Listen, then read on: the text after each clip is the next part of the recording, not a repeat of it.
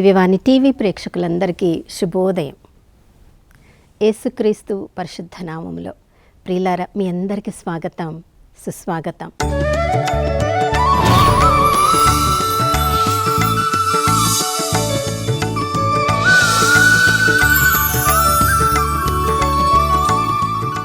గడిచిన కాలమంతా మనల్ని కాచి కాపాడిన ఆ దేవాతి దేవునికి పూర్ణ హృదయంతో, పూర్ణాత్మతో, పూర్ణ శక్తితో వందనాలు తెలియచేద్దాం.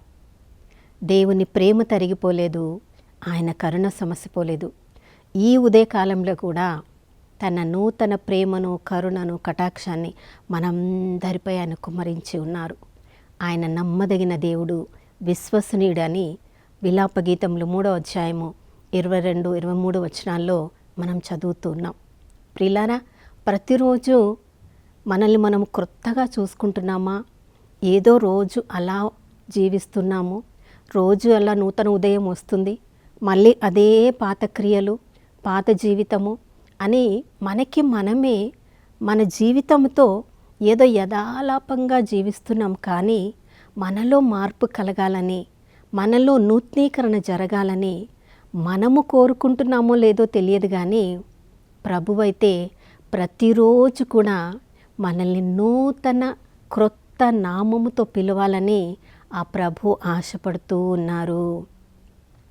యెషయా గ్రంథం 62వ అధ్యాయం 2వ వచనంలో, యెరూషలేము జాతులు నీ నీతిని వాళ్ళు గాంచుదురు, నీ వైభవమును వాళ్ళు తిలకించెదరు.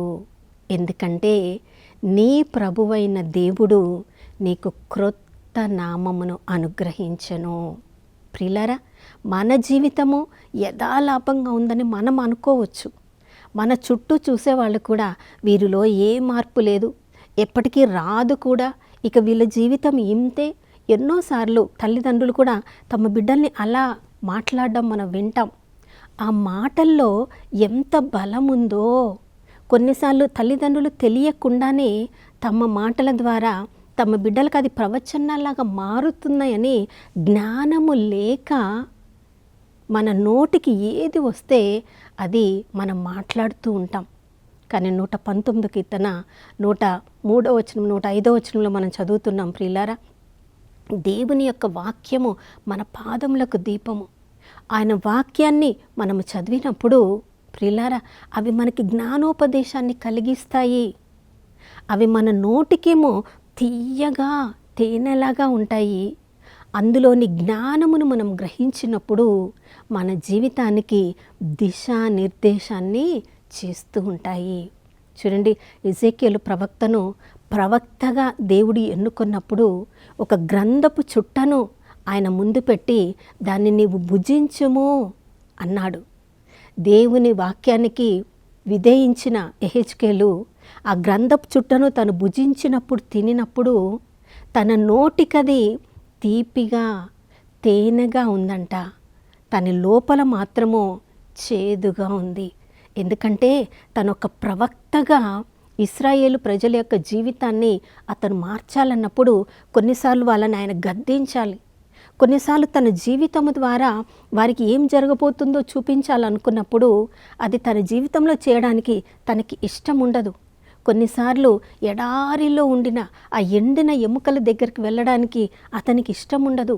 వాటితో మాట్లాడమన్నప్పుడు అతనికి ఇష్టం ఉండదు. కానీ ఆ గ్రంథాన్ని భుజించినప్పుడు తనకి ఆ వాక్యోపదేశం యొక్క ఆ సత్య సందేశము తనకి వివరించబడినప్పుడు, ప్రవచనము ద్వారా తను చెప్పినప్పుడు ఆ ఎండిన ఎముకలు గొప్ప సైన్యంలాగా మారిపోయాయి. అవును ప్రియులారా, సామెతల గ్రంథం 16వ అధ్యాయం 24వ వచనంలో మనం చదువుతున్నాము.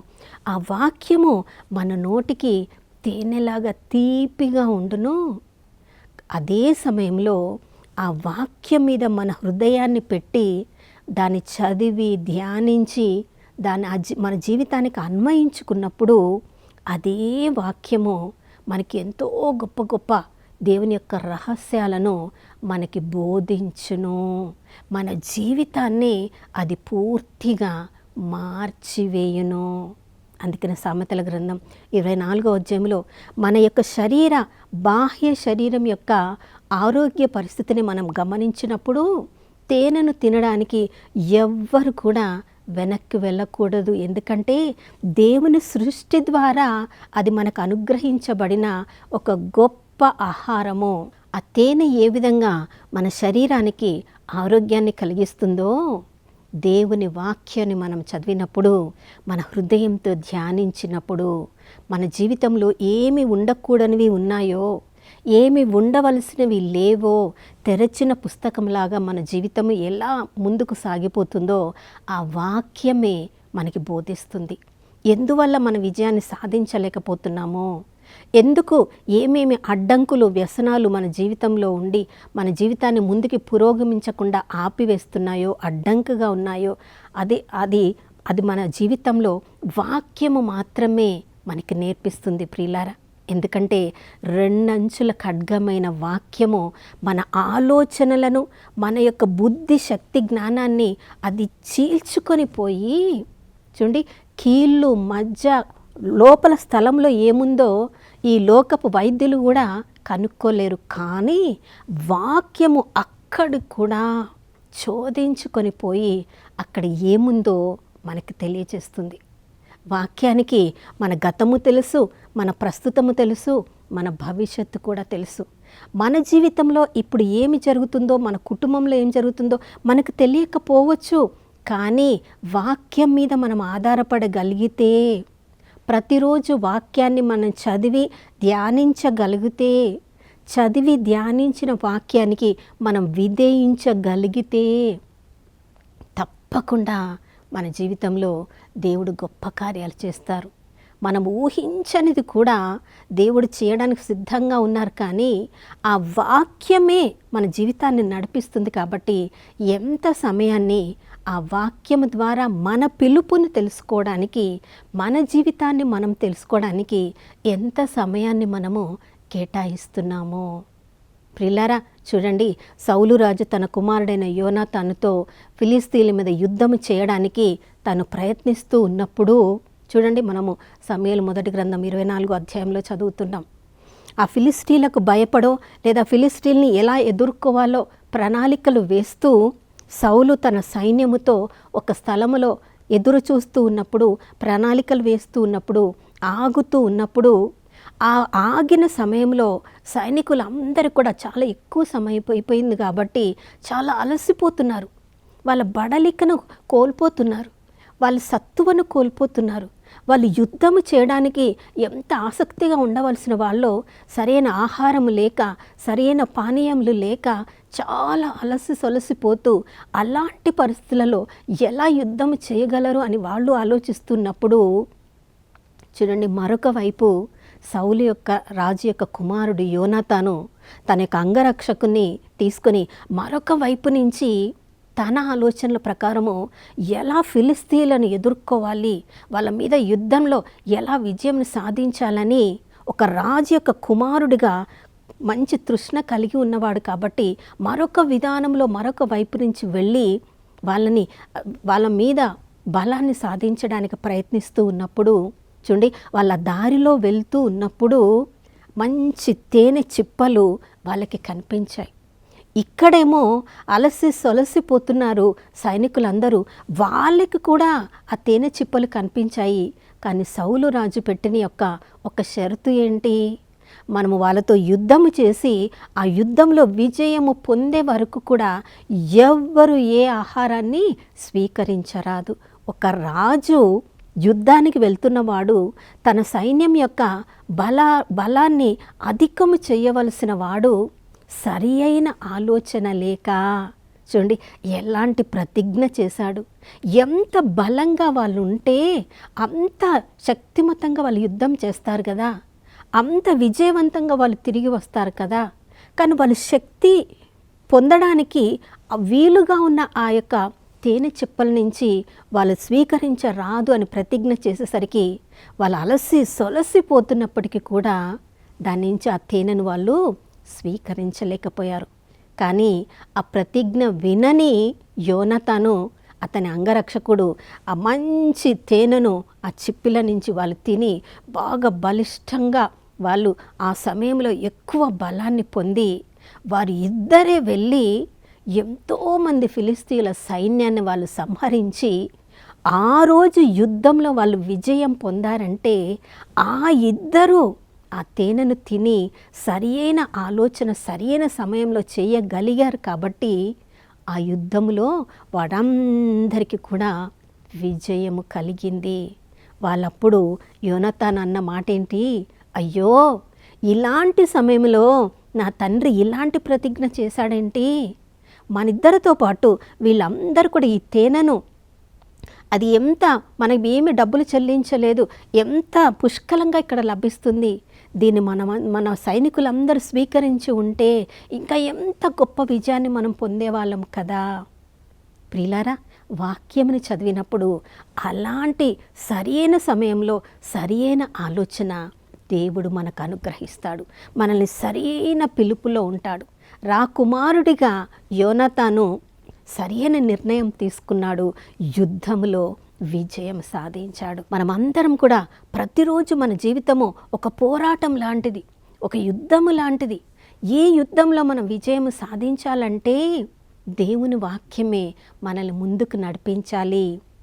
తన ఆత్మీయ కుమారుడైన తిమోతికి పౌలు భక్తుడు తన 2వ లేఖలో 2వ అధ్యాయంలో 4వ వచనంలో చెప్తున్నాడు, నువ్వు ఒక సైనికుని వలె నువ్వు సిద్ధము చేసుకోవాలి. మన జీవితము ఒక పోరాటం లాంటిది. ఏ సమయంలో దుష్టుడు ఏ విధంగా ఎటువంటి పన్నాగములు వేస్తూ ఉంటాడో వాటి టక్కరి తిత్తులను ఎదుర్కోవడానికి 2 అంచుల ఖడ్గాన్ని, పదునైన ఖడ్గాన్ని ఎప్పుడు హృదయంలో పదిలపరుచుకోవాలి. ఆ వాక్యము ఏ సమయంలో ఎలాంటి మాటలు మాట్లాడాలి, ఏ నిర్ణయం తీసుకోవాలి, వాక్యమే మనకి ఉపదేశము చేయును, మనల్ని సరియైన పిలుపులో మనల్ని ఉంచును. కావున తిమోతి, నువ్వు చిన్నవాడవని నువ్వు భయపడకు. హస్త నిక్షేపణ ద్వారా నీకు ఏ వరాలు నీ మీద దేవుని కృప ద్వారా నువ్వు పొంది ఉన్నావో వాటిని ప్రతిరోజు ప్రజ్వరిల్ల చేసుకో. వాక్యాన్ని చదువు, వాక్యాన్ని ధ్యానించు. నువ్వు ఎంత ఎక్కువ వాక్యాన్ని చదివి ధ్యానిస్తే అంత ఎక్కువగా జ్ఞానము నువ్వు పొందుతావు. నీకంటే పెద్ద వయసులో ఉన్నవాళ్ళు కూడా నీలో ఉన్న జ్ఞానాన్ని చూసి నీ పిలుపుకు వాళ్ళు విధేయిస్తారు. ప్రియులారా, పిలుపు దేవుడు అందరికీ ఇస్తున్నారు. దేవుడు మనందరికి ఇచ్చిన పిలుపులో మనం ఉండాలంటే వాక్యము ద్వారా మొదట మన పిలుపు ఏంటో మనం తెలుసుకోవాలి. ఆ పిలుపులో మనం ఉండగలగాలి. ఆ పిలుపులో ఉన్న జ్ఞానము ద్వారా ఎంతోమందికి మనము వారి జీవితాల్లో దిశానిర్దేశం చేయగలిగిన ఉన్నత స్థితిలోనికి మనం లేవాలి.